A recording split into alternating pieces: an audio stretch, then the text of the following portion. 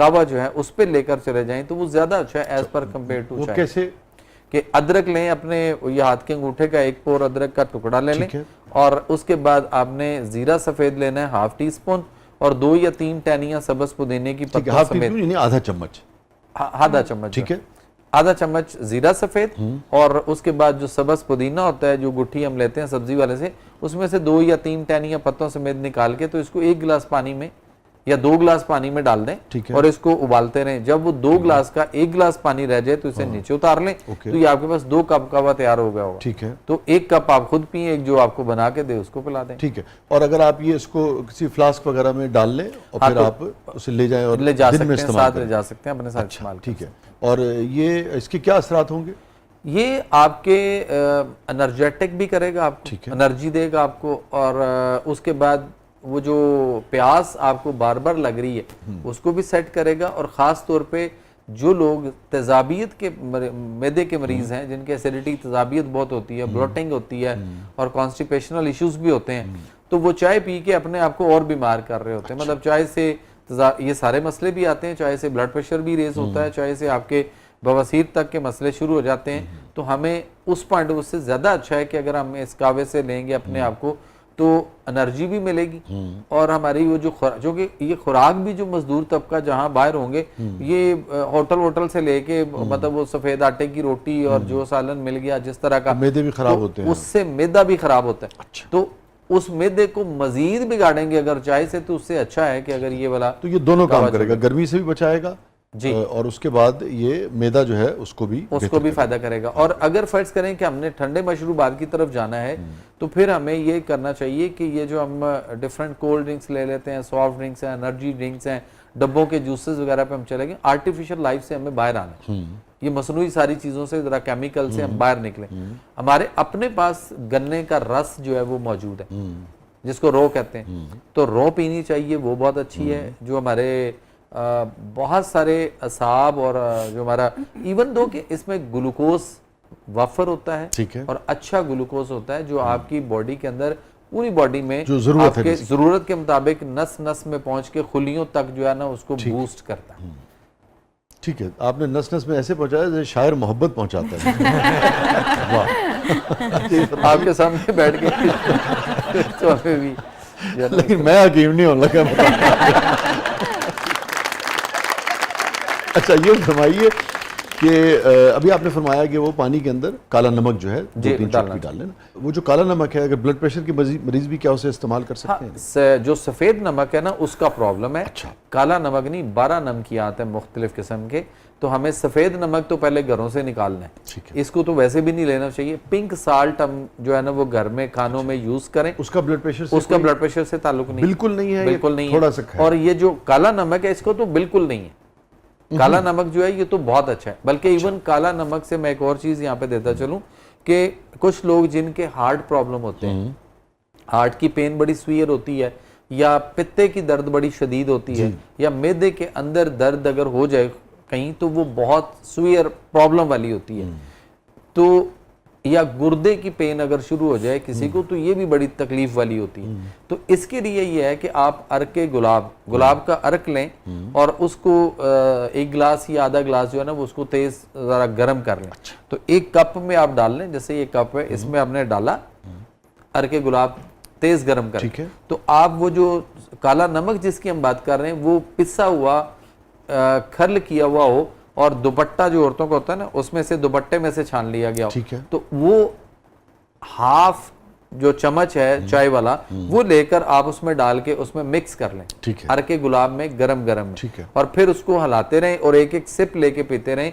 तो वो अर्क आधा या अभी पूरा नहीं खाली होगा आपका जो भी मग या कप है, तो उससे पहले आपकी दर्द जो है वो ठीक हो सकती है, चाहे वो हार्ट की क्यों ना हो। हार्ट की पेन भी शुरू हो जाए तो फौरी तौर पे ये मतलब इसलिए मैं ये कहता होता हूँ कि जो काला नमक है ये पीस के पाउडर बना के ये हर घर की जरूरत है, और उसके अंदर ये घर में होना चाहिए कि किसी भी वक्त कोई भी प्रॉब्लम हो जाए तो आप इससे और ये दर्द में बहुत जल्दी असर करता है, बहुत फायदा पहुंचाता है। ये बड़ी अहम बात है, बिल्कुल सही कह रहे हो। और अभी आपने कहा कि दुपट्टे में छाना जाए, जी, बेगम का दुपट्टा हो, दुपट्टा बेगम का हो या वैसे ही कोई दुपट्टा हो? किसी और का हुआ तो फिर मसला खराब हो जाएगा। अपनी हरकत दर्द बढ़ेगा। बढ़ेगा। स्टे विद अस, कहीं नहीं जाइएगा। थोड़े से वक्त के बाद वापस आते हैं और जो सवालात आपके जहन में उठते हैं गर्मी में अपनी सेहत को बरकरार रखने के हवाले से, कोशिश करेंगे अगले मरले में उससे भी कवर करें। तो नाज़रीन, छोटे से वक्त के बाद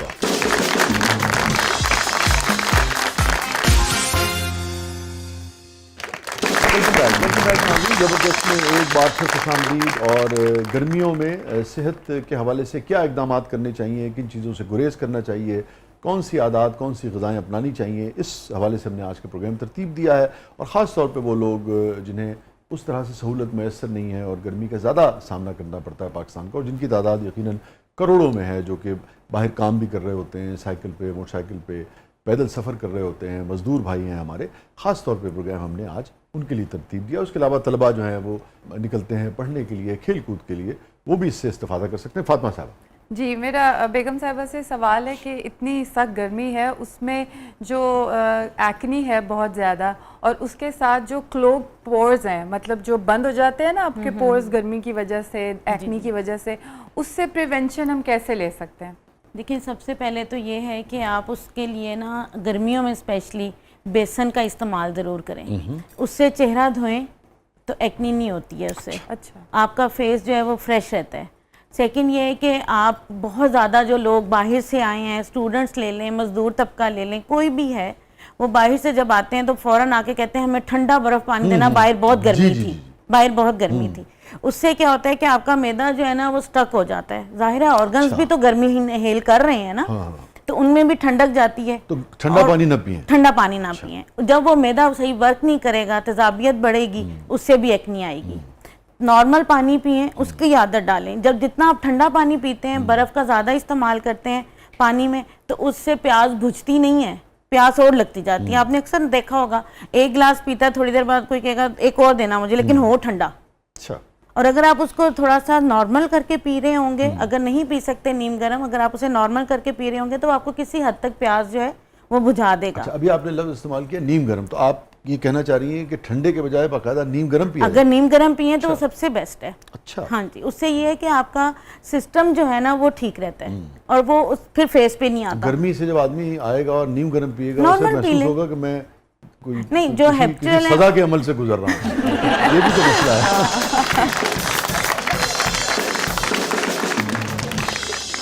अब देख लीजिए कि चाइना, जापान, कोरिया, ये सारे लोग आपको हर वक्त गर्म पानी में मिलेंगे, गर्म पानी पीते हैं। इवन दो कि जब ये सी पैक का हमारे यहाँ सिलसिला चल रहा था, तो जैकबाबाद सिबी वाला जो एरिया है वो आपको पता है कि एशिया का गर्म तरीन खित्ता है।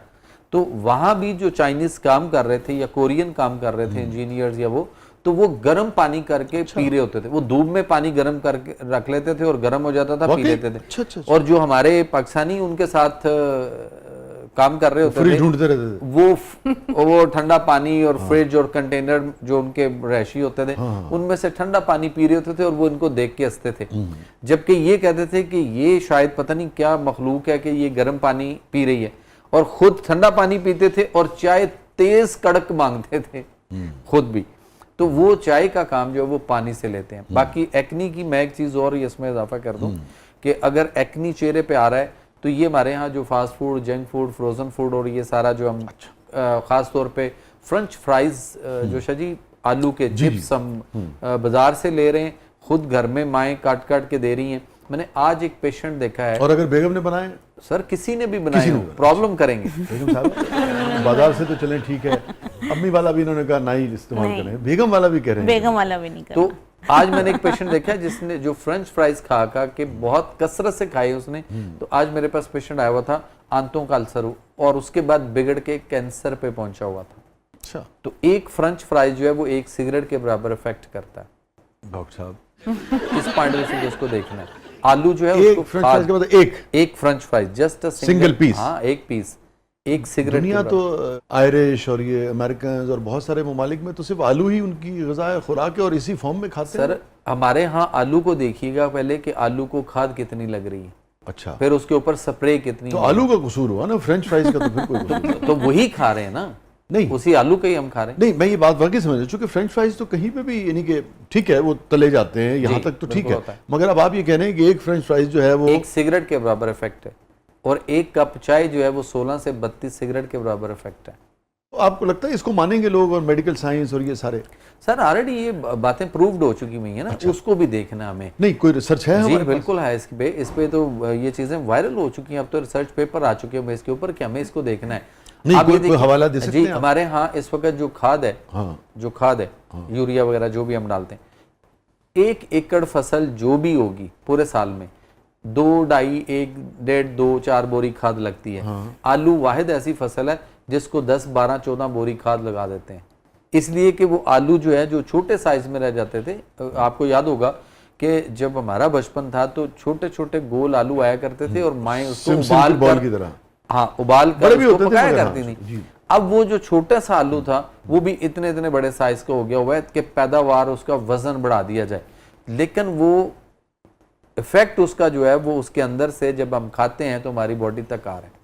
जैसे चावल है, नहीं वो तो फिर आप खाद की बात कर रहे हैं ना, वो तो हर ग़िज़ा में फिर कहीं कम कहीं ज्यादा पाई जा रही है। लेकिन इसको तो बहुत ज्यादा एक्स्ट्रा लगा रहे हैं ना, अच्छा जिसकी वजह से प्रॉब्लम आ रही है। अच्छा, तो आलू में प्रॉब्लम नहीं है, जिन ममालिक में या जिस जगह आलू में खाद का इस्तेमाल जो है जो उसकी ऑर्गेनिक उगाने आलू में बना ज्यादा- रहे हैं उसमें इशू कोई आपका ये कहना है कि चूंकि खाद ज्यादा इस्तेमाल होती है उसकी उगाने में, इसलिए वो नुकसान है। इसलिए नुकसान दे। अच्छा, और और अगर ऑर्गेनिक नहीं, अगर ऑर्गेनिक हो तो फिर इशू नहीं है, लेकिन ओवरऑल अगर पूरी दुनिया में देखें तो ऑर्गेनिक बहुत कम है, ज्यादा आपको ये वाले मिलेंगे। तो उसकी वजह से जो ट्यूबरक्लोसिस बीमारी थी, जो तपेदिक जिसको कहते हैं, टीबी जिसको कहा जाता था, वो दुनिया में फिर वापस खासतौर पे पाकिस्तान में फिर लौट आई है, जो कि बिल्कुल एक वक्त आया था कि वो काफी हद तक खत्म हो चुकी हुई थी। तो उसके पीछे भी ये चीजें हैं, चूंकि किसी भी चीज का कसरत से इस्तेमाल जो है वो इतना अच्छा नहीं है जितना हम शायद उसको तो बना ये लेते। जो आप कह रहे हैं इसमें तो खीरा जो है उसको भी बहुत खाद लगती है, बहुत पेस्टिसाइड्स लगती है। लेकिन देखें शाह जी, खीरा जो है वो साल में सिर्फ आपको गर्मियों में 2 महीने या 2-2.5 महीने के लिए आपको सही वाला देसी खीरा मिलेगा। अगर वो सही देसी खीरा आपको मिले तो आप उसको भी काट के पानी में डाल के तो आप पानी इनटेक कर सकते हैं उसका। लेकिन हमारे यहाँ जो 12 महीने आपको खीरे मिलते हैं वो ग्रीन कलर के, वो तो खीरा नहीं है, वो तो उसके अंदर तो बजाते खुद पानी बहुत ज्यादा है, वाटर लेवल, और वो बेशुमार मसाइल पैदा करता वो भी आप समझते हैं इसी आलू की तरह मुज़िर है? है, नुकसानदेह है, वो नहीं लेना चाहिए उसको।